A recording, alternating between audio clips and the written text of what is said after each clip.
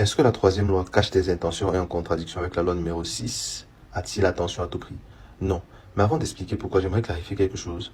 Les 48 lois du pouvoir de Robert Greene ne sont pas 48 lois à observer pour avoir du pouvoir. Ce que Greene fait, c'est qu'il rentre dans l'histoire et il regarde les hommes qui ont eu du pouvoir ou les hommes qui ont perdu du pouvoir. Quels principes est-ce que leur vie et leurs actions ont respecté?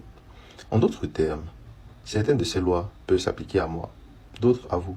Ou certaines de ces lois peuvent s'appliquer dépendant du contexte. Ceci étant dit, la loi numéro 3 n'est pas en contradiction avec la loi numéro 6. Rappelez-vous de l'exemple dans la loi numéro 6. Un propriétaire de musée aimait toujours attirer l'attention sur ce qu'il faisait. Donc, il va organiser un concert avec les pires artistes de la ville.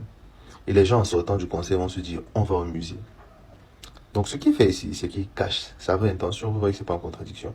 De la même manière, dans l'histoire de la loi numéro 3, Bismarck cache sa vraie intention, c'est-à-dire attaquer l'Autriche.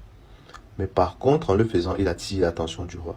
Donc, on peut cacher ses intentions et attirer l'attention. Il y a un film que j'ai beaucoup aimé, Now You See Me, Insaisissable. Et il y a une phrase là. Quand ça se passe ici, en fait, ça se passe là-bas.